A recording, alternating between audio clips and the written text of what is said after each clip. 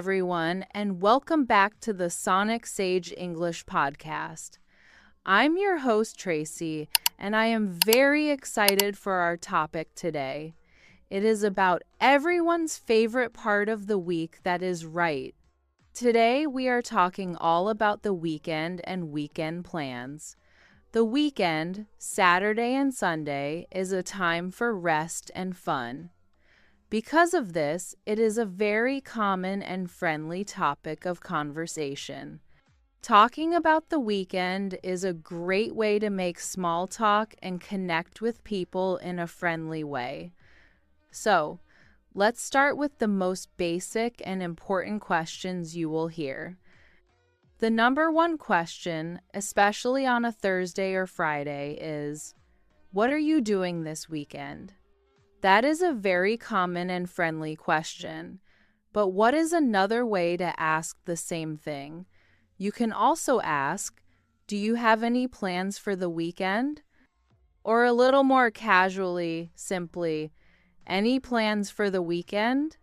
These are great questions to know. Now, why do people ask this? Are they being nosy? Not at all. It is simply a form of small talk. It is a way to show interest in the other person and to start a friendly conversation. They are not asking for a detailed schedule of your life. A simple, general answer is all you need. And we will talk about those answers in a moment. It is also good to know that on Monday, the question changes a little. Why? Because on Monday, the weekend is finished. So people will ask about the past. What is a common question on a Monday morning? A colleague or a friend might ask, "How was your weekend?" Or they might ask, "Did you have a good weekend?" And again, the purpose is to be friendly. It is a way to start the week with a positive social interaction. So, remember this rule. On Friday, people ask about your future plans. On Monday, they ask about your past activities. Exactly. Now let's focus on the future plans. Let's talk about how to answer the question, "What are you doing this weekend?" This can sometimes feel like a difficult question if you are not prepared. What if you do not have any plans? That is a very common situation, and it is perfectly okay to not have plans. So, what is a good way to say that? You can say something simple and positive. A very common answer is, "Not much, just relaxing." I like that one. It is honest, and it sounds nice. Relaxing is a great thing to do. Another great answer is, "I don't have any plans yet. How about you?" That is a fantastic strategy. You answer the question and then you politely return the question to the other person. This keeps the conversation going. You can also say, "I'm planning to just take it easy this weekend." Take it easy is a nice idiom that means to relax and not do too much. So, for our listeners, it is very important to know that saying you have no plans is a perfectly good answer. You do not need to invent a big, exciting story. That is a big relief. Now, what if you do have plans? How do you talk about them? The best way is to use a simple sentence structure. You can use the present continuous tense to talk about future plans. Let me give you an example. You can say, "I am going to the movies," or "I am meeting a friend for lunch." So you use "I am" and then the verb with ing. For example, "I am visiting my family." It is a very simple and natural way to describe your plans. Let's do a little role play now. Imagine it's Friday afternoon and I am asking you about your weekend plans. Ready? Hi there. Do you have any plans for the weekend? A good answer could be, yes, I do. I am going to the movies with my sister on Saturday. And I would respond, well, that sounds like fun. Anything good? And you might say, I hope so. It is a new comedy. And then on Sunday, I am just planning to relax at home. And then don't forget the polite part. You ask me back, what about you? I could reply, I don't have any big plans. I think I will probably just read a book and maybe go for a walk if the weather is nice. See, that was a perfect, simple conversation. The person gave a little bit of detail, but not too much, and they asked the question back, which is always polite. Let's practice a few more simple answers for common activities. What is another common weekend activity? Many people go out to eat. So, you could say, I am going to a restaurant with my friends. Or if you have children, you might say, I am taking my kids to the park. Some people have to work on the weekend. That is true.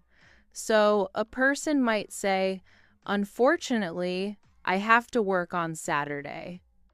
And some people use the weekend to do chores around the house. What are chores again? Chores are the small jobs you have to do, like cleaning or doing the laundry. So, you could say, I need to catch up on some housework this weekend. Catch up on is a great phrase. It means to do something that you did not have time to do earlier. So, there are many simple ways to answer. The most important thing is to be ready with a few simple phrases. I think we have covered the basics very well. Let's do a quick recap of this first part. What is the first key point for our listeners? The first point is to know the key questions. On a Friday, people ask, what are you doing this weekend? On a Monday, they ask, how was your weekend? It is good to be ready for both. And the second point? The second point is that it is perfectly okay to say you do not have plans. Use simple positive phrases like, not much, just relaxing, or I'm planning to take it easy. That is very reassuring. And what is our final point for this part?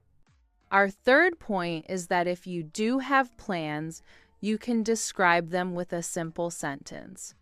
Use the structure I am plus a verb with can I am.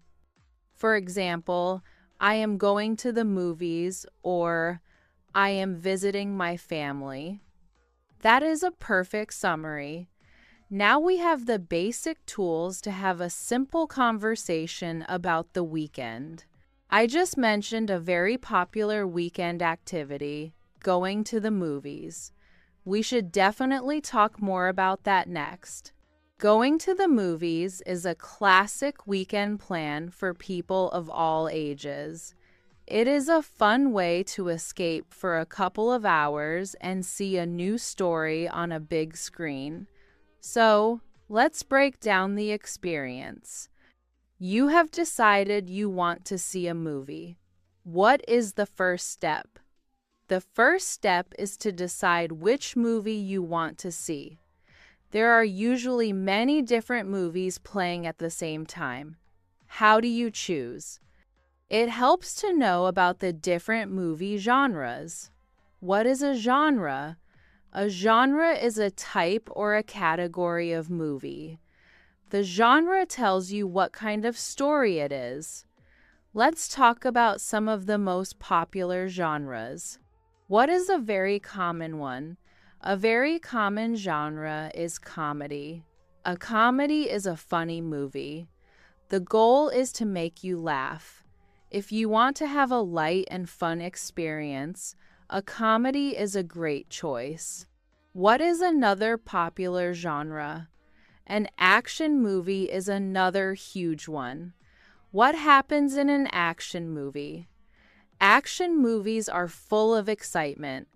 They have a lot of running, chasing, and fighting.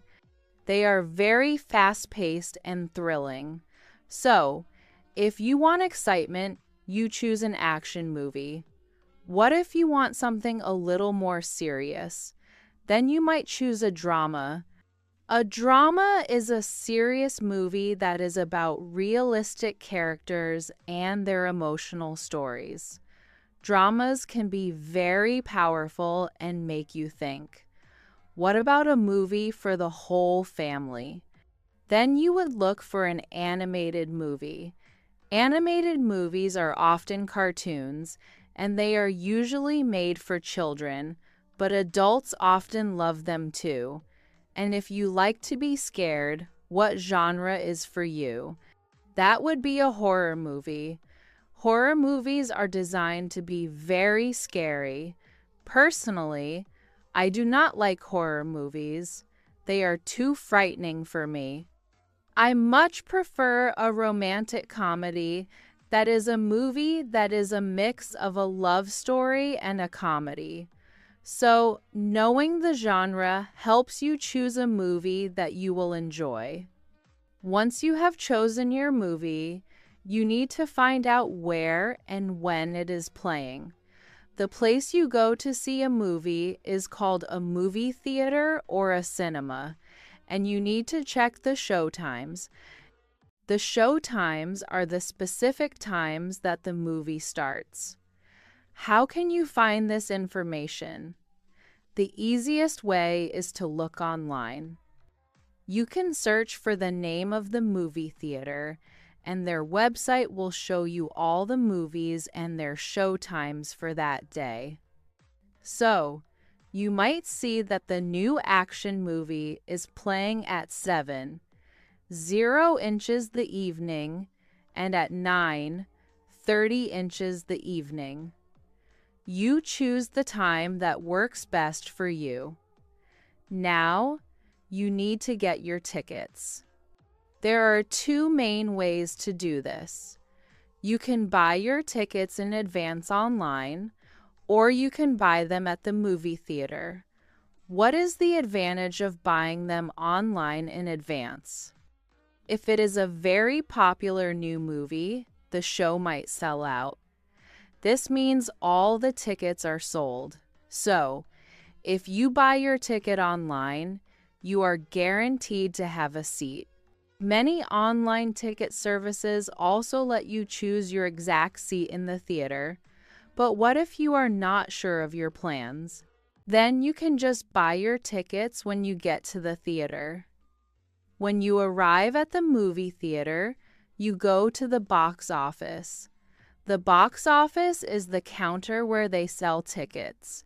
Let's quickly practice a role play of buying tickets at the box office. I will take on both roles for a moment to show you a simple dialogue. Box office attendant, hello, how can I help you? Customer, hello, I'd like 1 ticket for the 7 show of the new comedy, please. Box office attendant, okay, 1 ticket. That will be $15. It is good to know that movie tickets can be quite expensive. You can pay with cash or a card. So, you have your ticket, but the experience is not complete without one more thing. You know what I'm talking about. Snacks. Before you go into the theater, you will see another counter. This is the concession stand. The concession stand is where they sell all the classic movie snacks. What is the #1 most essential movie snack? It has to be popcorn. The smell of fresh, buttery popcorn is a huge part of the movie theater experience. You can buy it in different sizes, like a small, medium, or large bucket. What other snacks are popular? People love to eat candy at the movies. You can buy boxes of chocolate or gummy candies. And of course, you need something to drink. The most common drink to get is a large soda. So, you get your big bucket of popcorn and your large soda. And now you are finally ready to go into the theater. You find your seat, the lights go down, the big screen lights up, and the movie begins. It is a wonderful and engaging experience. Let's do a quick recap of our trip to the movies. Choose your movie by understanding the different genres. Decide if you are in the mood for a comedy, an action movie, a drama, or something else. Plan your visit. Check the showtimes online and decide if you want to buy your tickets in advance or at the box office when you arrive. Do not forget the snacks. Stop at the concession stand for the classic movie experience of a big bucket of popcorn and a soda. That is a perfect summary. A trip to the movies is a great way to spend a weekend evening. It is! But sometimes a quiet weekend at home can be just as enjoyable. I agree completely. After a long and busy week of work, sometimes the best plan is to have no plans at all.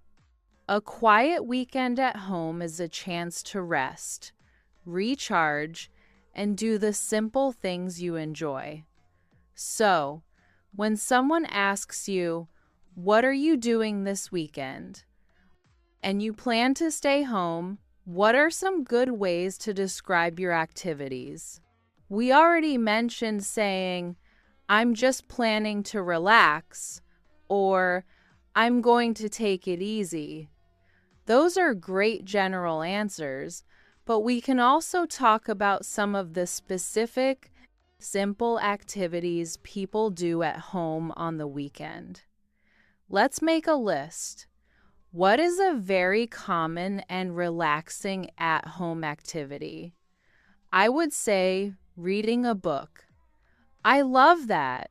The weekend is the perfect time to finally sit down and get lost in a good book without any interruptions. You can curl up on the sofa with a cozy blanket and a cup of tea and just read for hours. What does curl up mean? It means to get into a comfortable, curved position. It creates a feeling of being very cozy and relaxed. That sounds like a perfect afternoon. What is another popular activity? Watching television is a huge one. Of course. The weekend is a great time to catch up on your favorite TV shows. Many people have shows that they record during the week because they are too busy to watch them.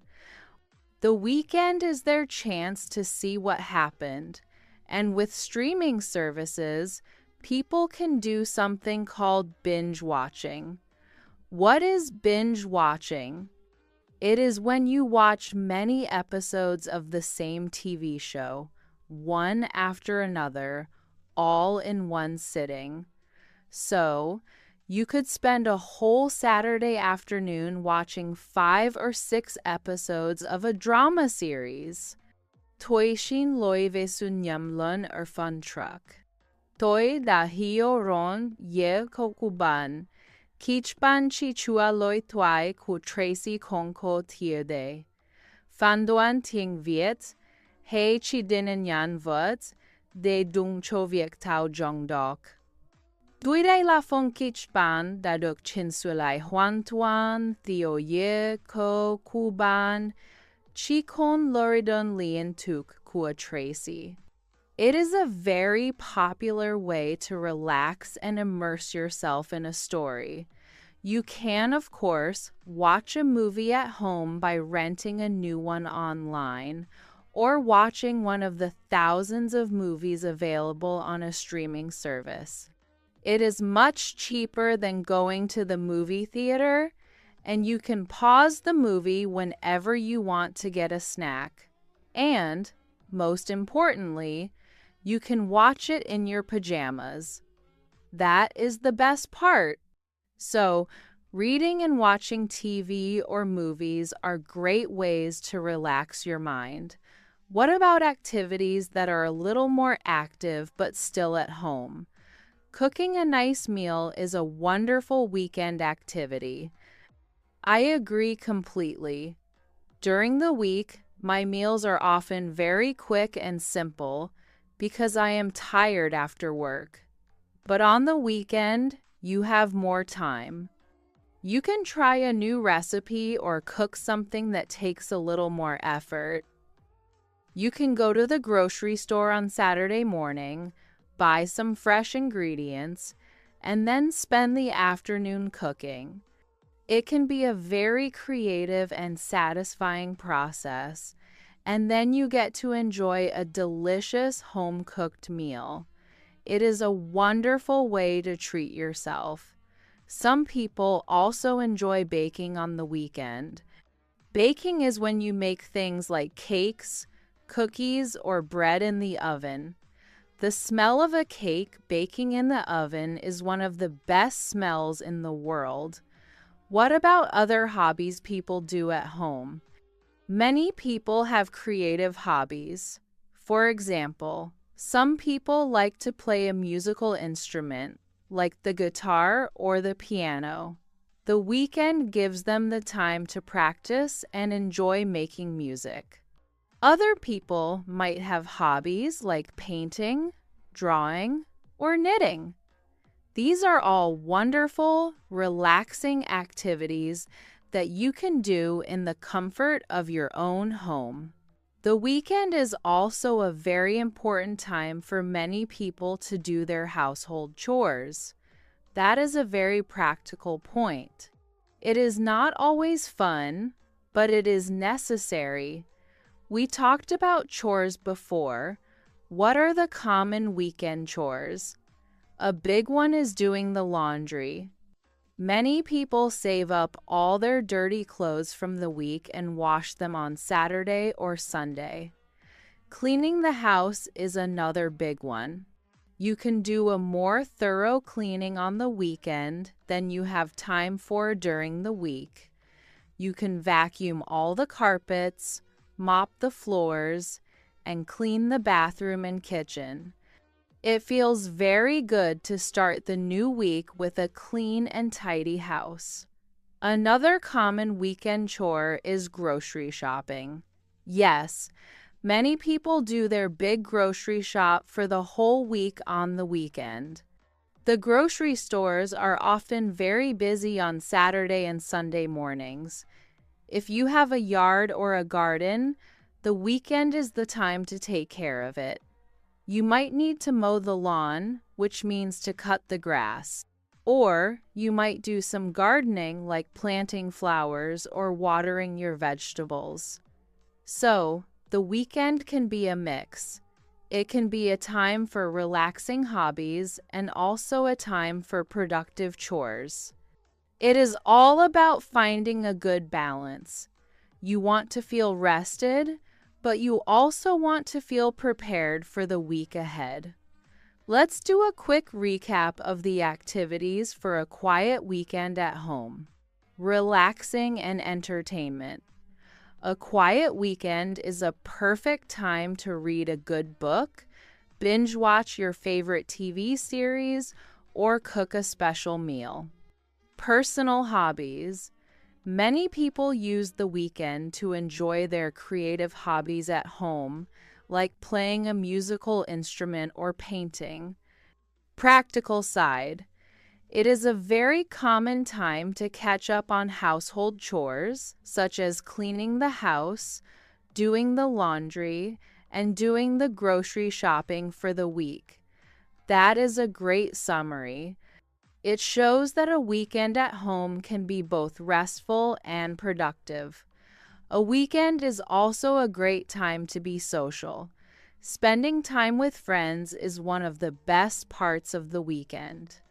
But to do that, you first need to make a plan. This means you need to invite your friend and decide on an activity together. Let's break down the process of making a plan. It all starts with an invitation. An invitation is when you ask someone to do something with you. There are many different ways to invite a friend. You can call them on the phone, send them a text message, or ask them in person. Let's focus on the language. What are some good, polite phrases to use when you are inviting a friend to do something? A very common and friendly way to start is with the question, "Are you free?" For example, you could say, "Are you free on Saturday evening?" This is a great first question because it checks if they are available before you suggest an activity. That is very smart. You are not putting them in an awkward position. Another great phrase is, "Do you want to?" For example, "Do you want to see a movie on Friday night?" This is a little more direct because you are suggesting the activity right away. It is very common and friendly.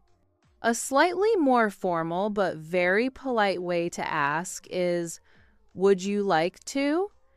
An example is, "Would you like to get dinner with me this weekend?" That sounds very nice. Let's do a simple role play of an invitation, where I will imagine I am inviting a friend via text message. I would text, "Hi, are you free on Saturday afternoon?" The friend might text back, "Hi, yes, I think so. What did you have in mind?" "What did you have in mind?" is a great phrase. It means, "What are you thinking of doing?" So now you can suggest the activity. I would text back, "I was thinking of going for a walk in the park. The weather is supposed to be beautiful. Would you like to join me?" That is a perfect invitation. It is clear, it gives a nice reason, and it is a polite question. Now let's talk about how you can respond to an invitation. You can say yes or you can say no. Let's start with saying yes. What are some good phrases to accept an invitation? You could say, "That sounds like a great idea," or "That sounds fun." "I'd love to," is another wonderful, enthusiastic response. So, in our role play, the friend would text back, "A walk in the park sounds lovely. I'd love to join you." Now that you have accepted, the next step is to agree on the details. What are the important details? You need to agree on a time and a place to meet. So you might ask, "What time works for you?" Or, "Where should we meet?" Let's continue our role play. I will suggest a time. "Great! How about we meet at 2, 0 inches the afternoon?" The friend would confirm, "2 works for me." "Should we meet at the park entrance?" "Perfect. See you on Saturday at 2. See you then." And now we have a plan. It was a very smooth and easy process. Now, what if you have to say no to an invitation? This can be a little tricky. You do not want to hurt your friend's feelings. The most important thing is to be polite and to thank them for the invitation. So, you could say, "That sounds really fun, but I'm afraid I can't." It is also a good idea to give a simple, brief reason. You do not need a long story. So, you could say, I'm sorry, but I already have other plans. Or, I have to work on Saturday. Let's do another role play. This time, I will imagine I am inviting you to a movie, but the friend has to say no. I would ask, Hi, do you want to go see the new action movie on Friday night? A perfect polite response would be, Hi, thanks so much for the invitation. That sounds fun, but I'm afraid I already have plans on Friday. I would say, Oh, okay, no problem. Maybe another time. And the friend should reply, Definitely. Have a great time at the movie. That was a perfect way to decline. The friend was polite, they thanked me, they gave a simple reason, and they left the door open for a future invitation by saying, Definitely. Sometimes you might not have a specific plan in mind. You just want to see your friend. In that case, you can make a suggestion instead of a direct invitation. What is the difference? A suggestion is a more open question. You are asking for their ideas too. What is a good phrase for making a suggestion? You could say, We should get together this weekend. That is a nice, open-ended start. Then you could ask, Is there anything you would like to do? This is a very cooperative way to make a plan. You are deciding together. Your friend might say, I'm not sure. What are you in the mood for? What are you in the mood for is a great question. It means, what kind of activity do you feel like doing? Then you can suggest a few options. We could go to a restaurant, or we could see a movie. What do you think? This process of suggesting and discussing is a very common way that friends make plans.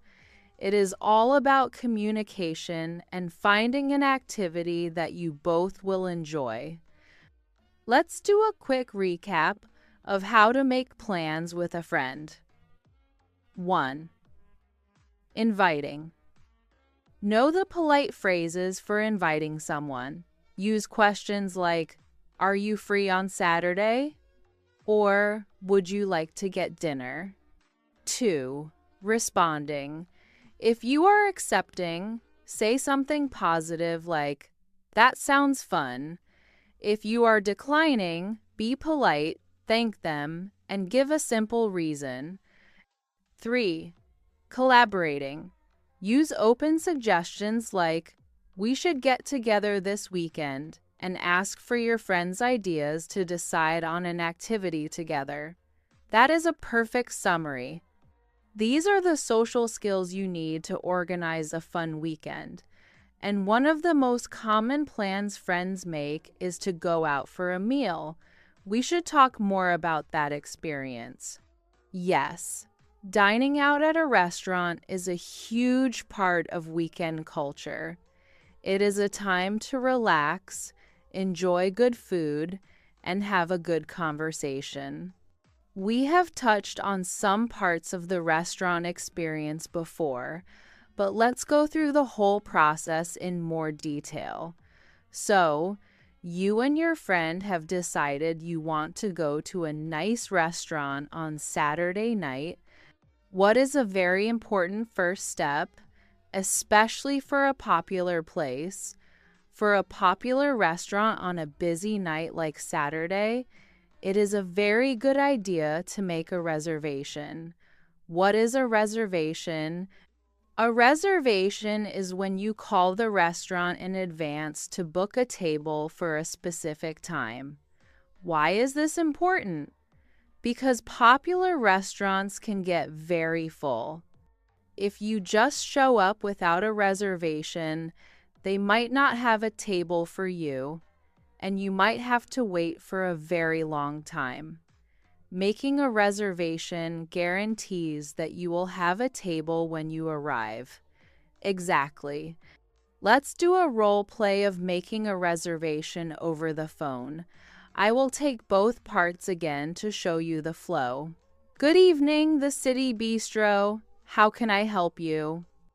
Hello, I'd like to make a reservation for this Saturday, please. Okay, for how many people? For 2 people. And what time would you like? Is 7:30 inches the evening available? Let me check for you. Yes, we do have a table for 2 at 7:30. What name should I put the reservation under? The name is Tracy Johnson. Okay, Miss Johnson. I have you down for a table for 2 at 7:30 this Saturday. We will see you then. Thank you very much. Goodbye. That was a perfect and very typical reservation call. It was clear and efficient. So, it is Saturday night. We arrive at the restaurant at 7:30. What do? You go to the host or hostess at the front and you say, "Hello, I have a reservation for 2 under the name Johnson." The host will then check their book and say, "Yes, right this way," and they will lead you to your table. Now, you are at your table. The server comes over. They will ask for your drink order first. Yes. But in a nicer restaurant, they might also tell you about the specials. What are the specials? The specials are special dishes that are not on the regular menu. They are available just for that day or that week. The server might say, "Tonight, our specials are a grilled salmon with asparagus and a mushroom risotto." It is a good idea to listen carefully to the specials, as they are often very fresh and delicious. After you order your drinks, the server will give you some time to look at the menu and decide on your food. A restaurant menu is usually divided into sections. What are the common sections? 1. The first section is usually appetizers. Appetizers are small dishes that you eat at the very beginning of the meal before your main food. Examples of appetizers are a small salad, a bowl of soup, or some bread with a special dip. 2. The next and most important section is the main courses or entree. The main course is the biggest part of your meal. This is where you will find the dishes with meat, fish, or pasta. 3. And the final section is desserts. Desserts are the sweet dishes you eat at the end of your meal, like cake, ice cream, or pie. You usually do not order your dessert at the same time as your main course. The server will ask you about dessert after you have finished your main meal. So, the server comes back to the table and asks, "Are you ready to order? Let's practice ordering a full meal." I will take both parts again to demonstrate. Yes, I think we are ready. For my appetizer, I'll have the garden salad. And for my main course, I would like the grilled chicken, please. That is a very clear and polite order. I will have the tomato soup to start and then the pasta with vegetables for my main, please. The phrase "to start" is a great way to talk about your appetizer. So, the server takes your order, you enjoy your meal, you have a nice conversation with your friend. At the end of the meal, the server will come and ask, "Did you save room for dessert?" If you want dessert, you can order it then. If not, you can say, "No, thank you, we are full." And what is the next thing you say? You then ask for the bill. You can say, "Could we have the check, please?" The server will bring the bill to your table in a small folder. Now, you have to decide how to pay. If you are with a friend, you might want to split the bill. What does split the bill mean? It means you each pay for your own part of the meal. This is very common in the United States, so you don't have to worry about one person paying for everything. Not at all. When the server brings the bill, you can just say, "Could we split this, please?" The server will then either bring you two separate bills or they will take your two credit cards and charge half to each one. It is a very easy and normal process. And of course, we must talk about the final step one more time. Tipping. Yes, in a sit-down restaurant, tipping is not optional. It is a required part of the dining experience, and the standard amount is between 15 and 20% of the total bill. If you had really excellent service, you might leave a little more, like 22 or 25%, but you should never leave less than 15% unless the service was truly terrible. It is a very important cultural rule to follow. Let's do a quick recap of the dining out experience. 1. Reservation. The first point is to make a reservation if you are planning to eat at a popular restaurant on a busy night. This will guarantee you a table. 2. Menu. The second point is to understand the structure of the menu. Know the difference between appetizers, main courses, and desserts, and listen for the daily specials. 3. Payment. Our third point is about paying the bill.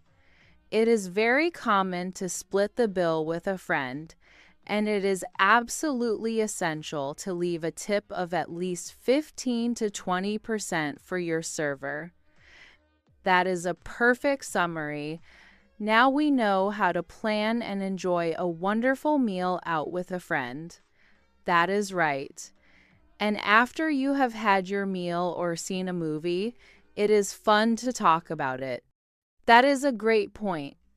Talking about a shared experience is a big part of spending time with friends. Yes, it is how you connect and share your opinions. Let's focus on talking about a movie you just saw. This is a very common conversation. You walk out of the movie theater, and the first thing you say to your friend is usually a question. What is that question? You will probably ask, "So, what did you think?" That is the classic question. It is an open question that invites your friend to share their general opinion of the movie. What is another way to ask the same thing? You could ask, "Did you like it?" This is a more direct yes or no question. So, how do you answer? Let's start with a positive opinion. You liked the movie. A simple and enthusiastic answer is a great way to start. You could say, "I loved it," or "It was great. I really enjoyed it." If you want to give a little more detail, you can say why you liked it. What are some of the things you can talk about? You can talk about the story. The story of a movie is also called the plot. So, you could say, "The story was so interesting. I was on the edge of my seat the whole time." On the edge of my seat is a great idiom. It means you were very excited and nervous about what was going to happen next. You can also talk about the people in the story. These are the characters. The actors are the real people who play the characters. So you could say, the actors were amazing. The main character was very believable. You can also talk about how the movie looked. You could say, it was a beautiful movie. The way it was filmed was incredible. That is a simpler way to talk about cinematography. So let's do a role play of a positive review. We just saw a great action movie. I will ask you what you thought. What did you think of the movie? A great response would be, "Oh, I loved it. It was so exciting." And I would reply, "I agree. The action scenes were incredible." Then the friend could add, "Yes, and the main actor was so good. I really believed he was a superhero." I would say, "Me too. And the story was surprisingly clever. I did not expect the ending." The friend could conclude, "I know, that was a great twist. I would definitely recommend this movie to my other friends." That was a great, simple conversation. We shared our positive opinions and agreed with each other. Now, what if you did not like the movie? How do you express a negative opinion politely? This can be a little more difficult, especially if your friend really liked it. You don't want to be too negative and ruin their happy feeling. So, it is a good idea to soften your language. What do I mean by soften your language? It means you use words that are not too strong or direct. Instead of saying, "It was a terrible movie," what could you say? You could say, "It wasn't my favorite." That is a very polite and gentle way to say you did not like it. Another good phrase is, "It was okay, but." The "but" is very important. It allows you to add your reason. So, you could say, "It was okay, but I thought the story was a little boring." Or, "The actors were good, but the plot was very predictable." Predictable means you knew what was going to happen. Let's do a role play of this situation. We just saw a romantic comedy. I loved it, but the friend did not. This is a good challenge. I would start, "Wow, I thought that was a great movie. It was so funny and sweet. What did you think?" The friend would reply, "I'm glad you enjoyed it. It was okay, but to be honest, it wasn't really my cup of tea." Not my cup of tea is a fantastic idiom. It means not the type of thing that I like. It is a very polite way to express a dislike. So, what would I say next? I would probably ask, "Oh, really? What didn't you like about it?" And the friend could answer, "I just found the story to be a little predictable. I knew they were going to get together in the end." I would conclude, "That's fair. I can see that, but I still thought it was charming."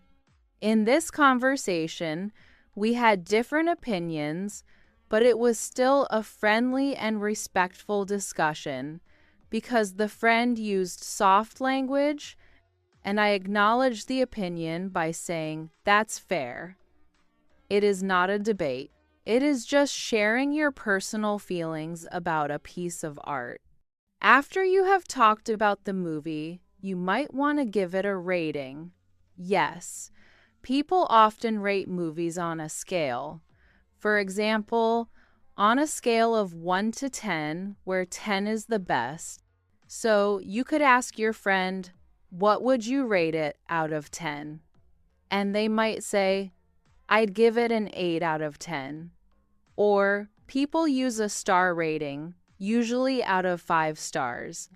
I would give that movie 4 out of 5 stars. This is a quick and easy way to summarize your overall opinion. Let's do a quick recap of how to talk about a movie you saw. 1. Starting. The first point is to start the conversation with a simple, open question like, "What did you think?" 2. Opinion. The second point is to know how to express your opinion. If you like the movie, you can talk about the great story or actors. If you did not like it, use soft language like, "It wasn't my favorite," or "It wasn't my cup of tea." 3. Rating. Our third point is that you can use a simple rating system to summarize your opinion. You can rate the movie on a scale of 1 to 10 or give it a star rating out of 5. That is a great summary. These phrases can be used to talk about more than just movies. They can. And while going out is fun, sometimes it is just as nice to stay in and be social. That is so true. Having friends over to your home is a wonderful and popular weekend activity. Yes, hosting a small get-together at your apartment or house. What does hosting mean? To host an event means you are the person who has invited the guests and is providing the space and the food. You are the host, and the people you invite are your guests. Let's talk about a very casual and common type of get-together. Just having a few friends over on a Saturday evening to hang out. Hang out is a great casual phrasal verb. It just means to spend time together in a relaxed way. So, you have invited 2 or 3 friends to come to your apartment at 7. What are your responsibilities as the host? The first responsibility is to make your home feel welcoming. What does that mean in a practical sense? It means you should do a little bit of tidying up before your guests arrive. You do not need to do a deep clean, but you should make sure the main areas, like the living room, are neat. So, you put away any clutter and maybe make sure the bathroom is clean. Yes, it shows respect for your guests. You can also create a nice atmosphere by playing some soft music in the background. That is a great idea. It makes the space feel more relaxed. When your guests arrive and ring the doorbell, what is the first thing you do as the host? You open the door with a big friendly smile and you greet them warmly. What are some good welcoming phrases? You can say, "Hi, come on in," or "I'm so glad you could make it." "Come on in" is very friendly and casual. It invites them into your home. After they step inside, the next thing you should do is offer to take their coat or their jacket. That is a very polite gesture. You can say, "Let me take your coat for you." Then you can hang their coat in a closet or put it on a chair. After the greeting, what is the next responsibility of the host? The next thing is to offer your guests something to drink. This is a very important part of being a good host. You should do this very soon after they arrive. What is a polite way to offer a drink? You can ask, "Can I get you something to drink?" And it is a good idea to give them some options. Yes, you could say, "I have water, juice, or some soda. What would you like?" This makes it easy for the guest to choose. Let's do a little role play of a guest arriving. I will play both the host and the guest ringing the doorbell. "Hi, come on in. I'm so glad you could make it." "Hi, thanks so much for having me." "Of course. Let me take your jacket. Thank you. Can I get you something to drink? I have some sparkling water or some iced tea. Oh, a glass of iced tea would be great. Thank you. That was a perfect welcoming arrival. As the host, you also need to provide some simple snacks. Yes, you do not need to cook a huge meal for a casual get-together, but having some snacks is important. What are some good, easy snacks to serve? A bowl of potato chips or pretzels is always a good, simple choice. You could also have a bowl of nuts or a small plate of cheese and crackers. The idea is to have something that people can easily eat while they are talking and mingling. What does mingling mean? Mingling is when you walk around and talk to different people at a party or a get-together. The main job of the host is to make sure everyone feels comfortable and included. How can you do that? If you have guests who do not know each other, you should introduce them. That is a very important role. You can say, "This is my friend name from work. You both work in marketing." Mentioning something they have in common is a great way to help them start a conversation. Now, let's switch roles. What are the responsibilities of being a good guest? This is just as important. The first responsibility is to arrive on time or at least not too late. Yes, it is also a very common and polite custom to bring a small gift for the host. This is often called a host gift or a hostess gift. What is a good example of a host gift? You should not bring something big or expensive. It is just a small token of appreciation. A bottle of wine is a very common choice, or a small box of nice chocolates. You could also bring a small dessert like some cookies that you baked.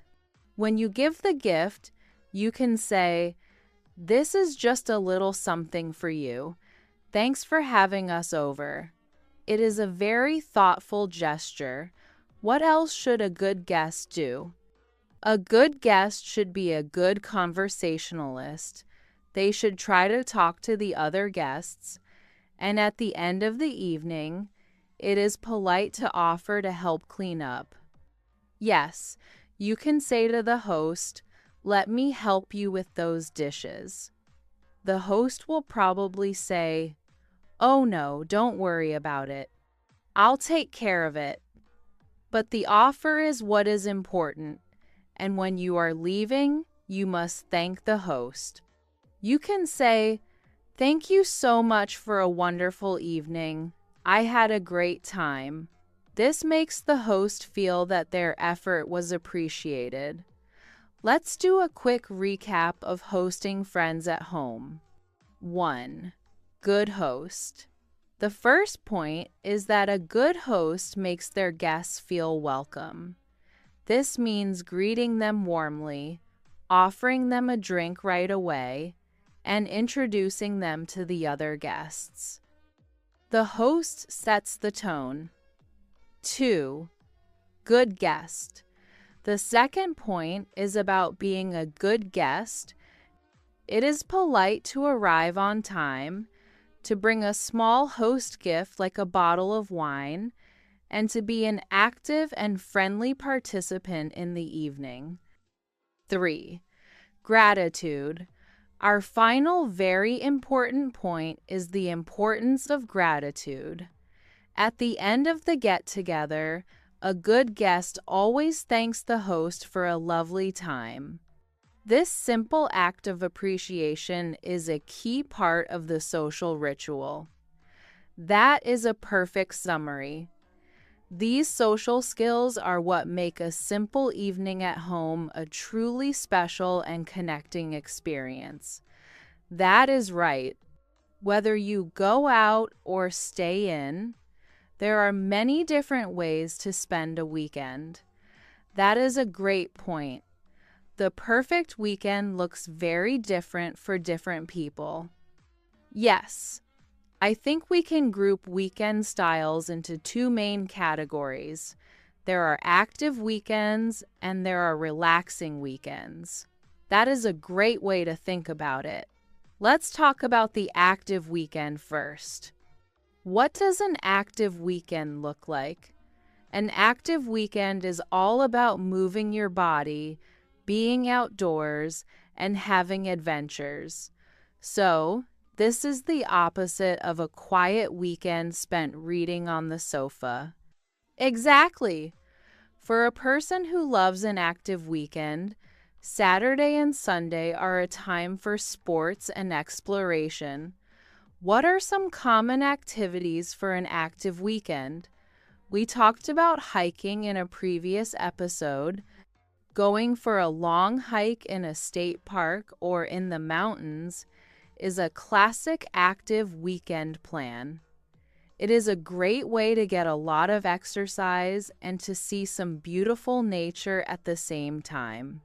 Another popular activity is going for a bike ride. Yes, you can go for a long ride on a bike path or explore some country roads. If you live near the water, an active weekend might involve water sports. Like what? Things like kayaking, paddleboarding, or even sailing. These are all wonderful ways to be active on the water. For some people, an active weekend might mean playing a team sport. That is true. There are many amateur sports leagues for adults that play their games on the weekend. So you might have a soccer game on Saturday morning or a softball game on Sunday afternoon. This is a very social way to be active. You are exercising and spending time with your teammates.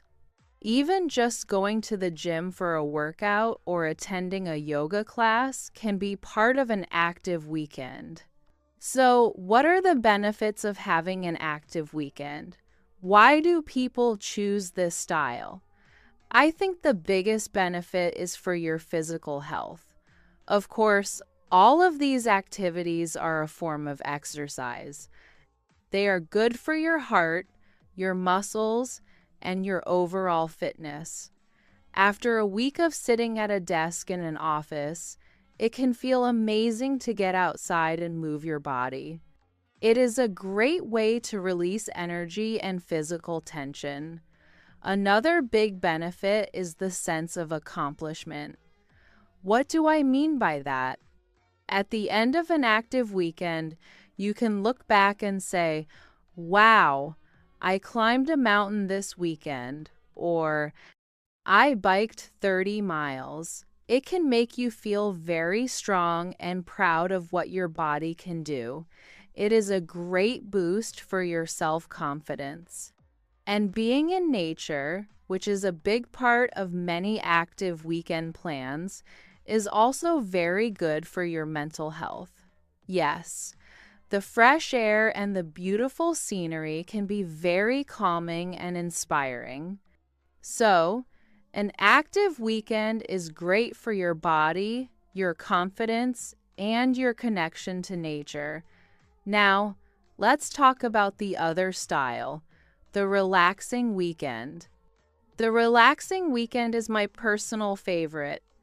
Mine too, sometimes. What is the main goal of a relaxing weekend? The main goal is to rest, recover, and recharge your mental and emotional batteries. So, it is less about physical activity and more about mental and emotional peace. Exactly. We have already talked about many of the activities of a relaxing weekend. Yes, things like staying at home to read a book, watch movies, or listen to music. A relaxing weekend might also involve some quiet, gentle activities outside the home. Like what? You might go for a slow, leisurely walk around your neighborhood. Leisurely means you are not in a hurry. You might visit a museum or an art gallery. This is a very calm and culturally enriching way to spend an afternoon. Or you might spend some time in a quiet coffee shop just sipping a latte and watching the world go by. A relaxing weekend can also be a time for self-care. What is self-care?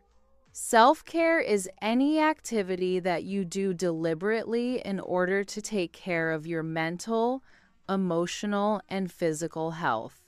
So, what are some examples of self-care activities for a relaxing weekend? Taking a long hot bath is a classic one. It is a great way to relax your muscles and your mind.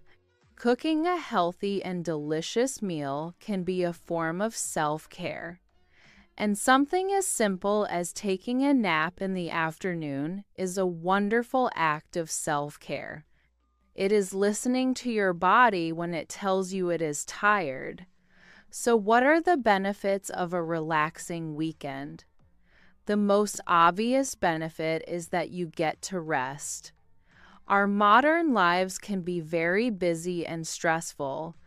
The weekend is a crucial time to allow your body and your mind to recover from that stress. If you're always busy, even on the weekends, you can get very tired and burned out.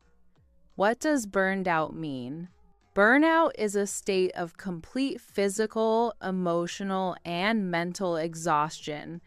A relaxing weekend is the best way to fix burnout. It helps you start the new week feeling refreshed and with more energy. A relaxing weekend also gives you time for quiet reflection. It gives you the mental space to think about your life, your goals, or to just let your mind wander and be creative. So, a relaxing weekend is essential for stress reduction, recovery, and mental clarity. Now, is one of these styles better than the other? Is an active weekend better than a relaxing one? Not at all. They are just different. And the best style for you depends on your personality and what you need that particular weekend. That is a very important point.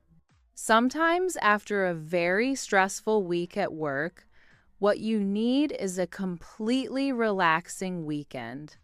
But other times, if you have been feeling a bit bored or stuck, an active, adventurous weekend might be the perfect thing to make you feel energized and excited about life again. And for many people, the perfect weekend is a mix of both styles. That is my ideal weekend. What would that look like? You might have an active Saturday. You go for a hike in the morning and then meet friends for dinner. And then you have a relaxing Sunday. Sleep in late, read a book, and cook a nice dinner at home. That sounds like the perfect balance of activity and rest. It is all about listening to yourself and understanding what you need. Let's do a quick recap of these different weekend styles. 1. Active weekend. This is for people who love to move their bodies and be outdoors. It involves activities like hiking, biking, and playing sports. And its main benefits are for physical health and a sense of accomplishment. 2. Relaxing weekend. This is focused on rest and recovery. It involves quiet activities like reading, watching movies, and practicing self-care. Its main benefits are stress reduction and mental clarity. 3. Balance. Neither style is better than the other. The best weekend is often a balance of both active and relaxing elements. It is important to listen to your body and mind to decide what you need each weekend. That is a perfect summary. This idea of balance is so important, and it leads to the bigger question of why we have weekends at all. It is at the heart of why we have weekends in the first place. It is about the balance between work and life. That is a very deep and important topic. Let's talk more about the importance of work-life balance. What do we mean by work-life balance? It is the idea that you need to have a healthy and balanced relationship between your job and your personal life, so your work should not take over your entire life. You also need time for your family, your friends, your hobbies, and for yourself. Exactly. The weekend is the most important and structured way that our society creates this balance. It is a protected time for life, not for work. In theory, yes. The traditional idea of the 5-day work week from Monday to Friday and the 2-day weekend, Saturday and Sunday, was created for this reason. It was a way to give workers a guaranteed time for rest and leisure. Why is this so crucial for our well-being? I think the biggest reason is to prevent burnout. We mentioned that term in the last part. Yes, the feeling of being completely exhausted. If you work all the time, 7 days a week, without any real breaks, your body and your mind do not have time to recover.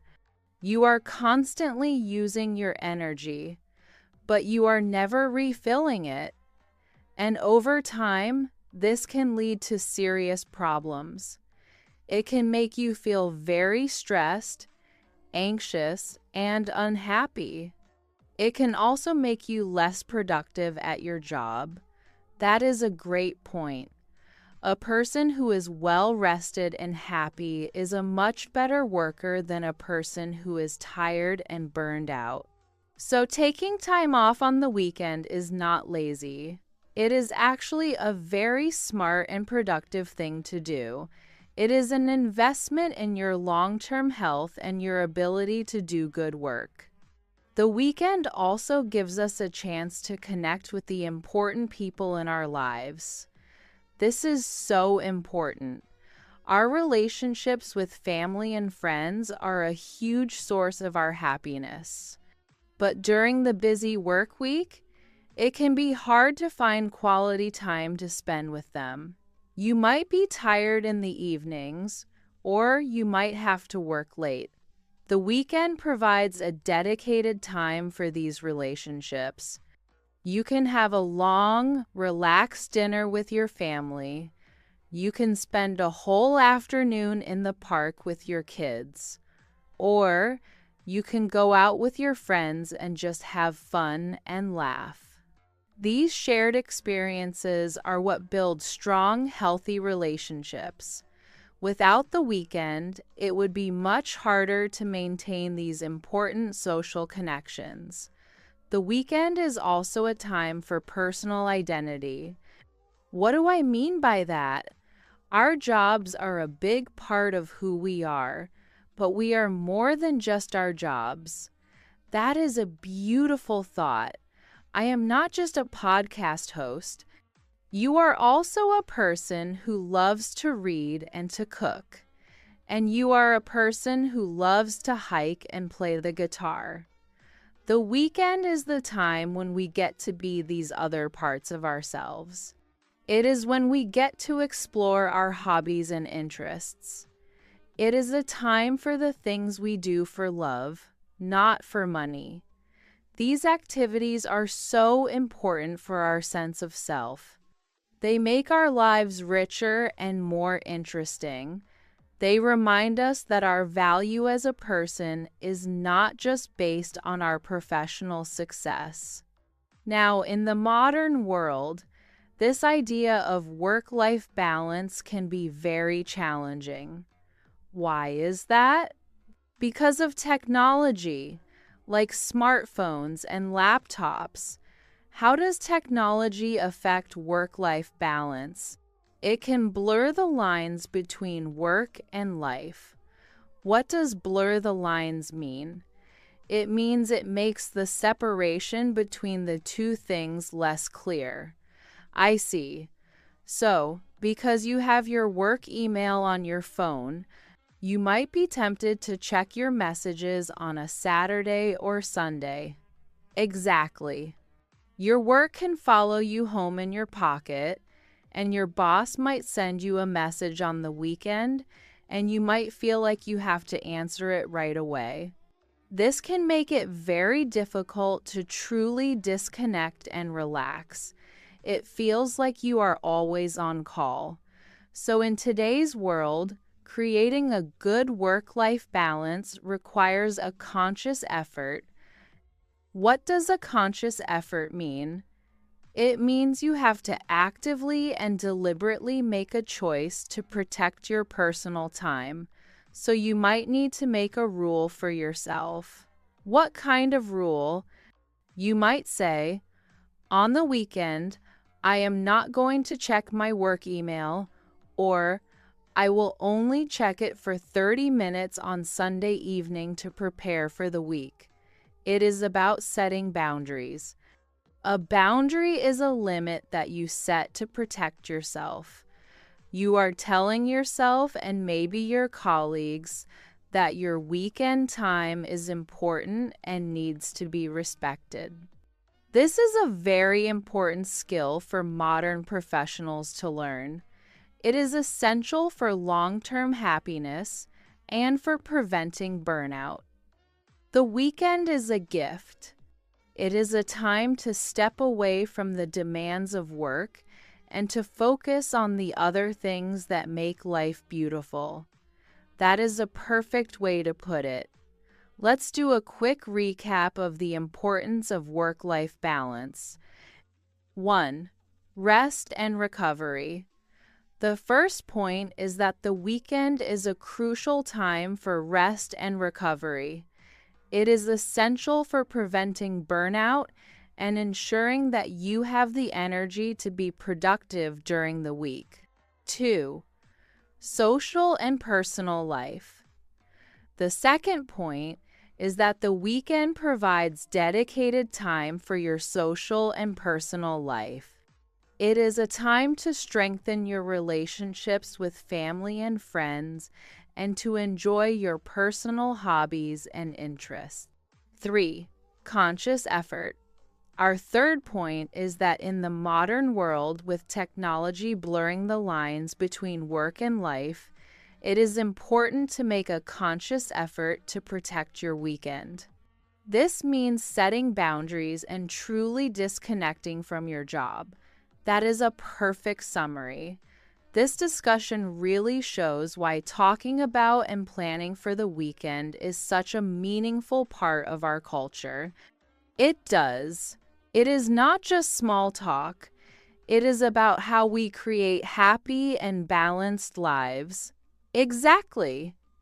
Now that we have explored everything from simple questions to the deep importance of the weekend, I think we are ready to put it all together. I agree.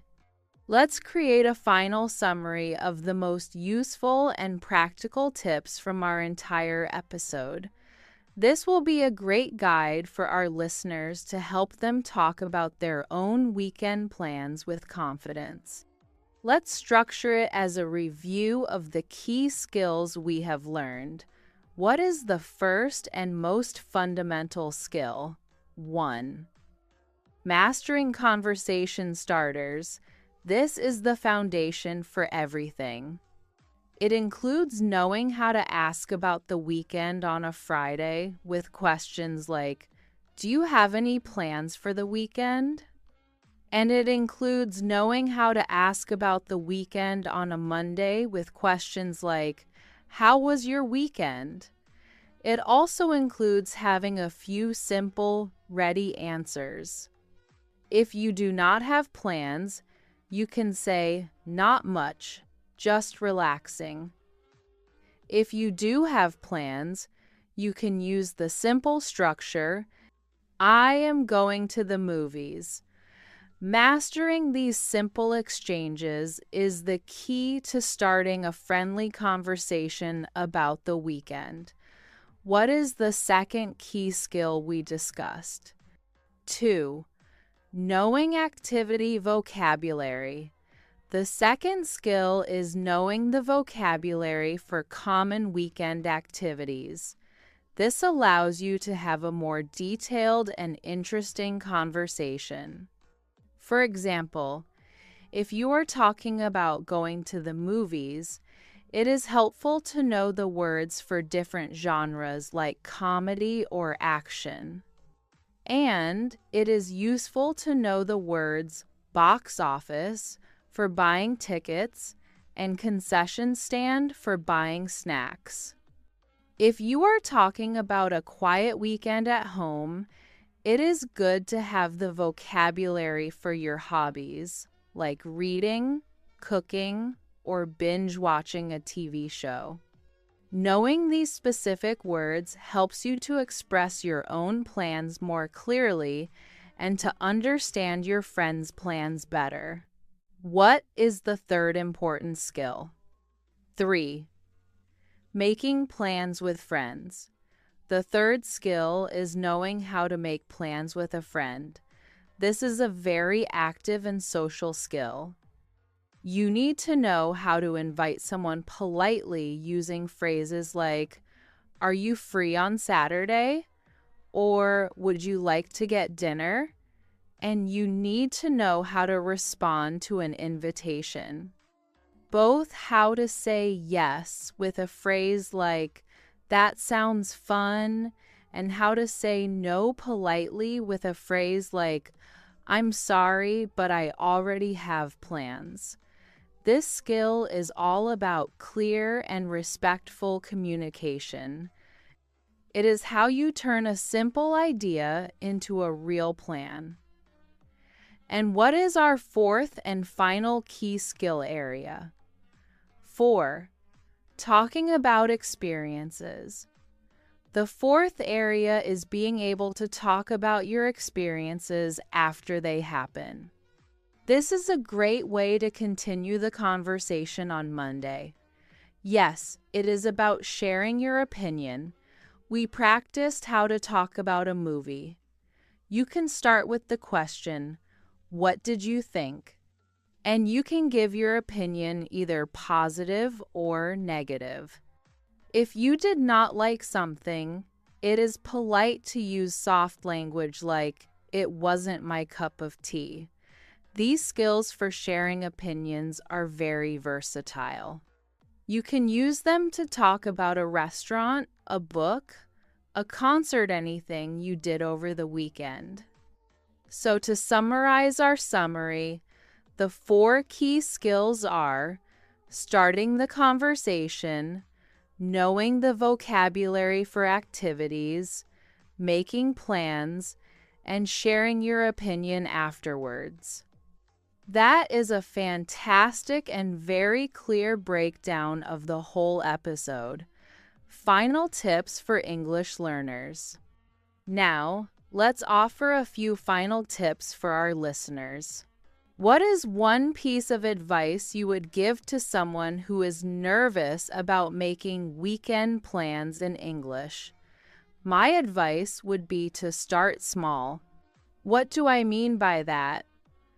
Do not feel like you have to have a long, complex conversation. Just start with the basics. Practice asking your colleague, "Did you have a good weekend?" And practice giving a simple one-sentence answer. That is great advice. Just mastering that one small interaction can build a lot of confidence. What is your final tip? My tip would be to be a good listener. Why is that so important?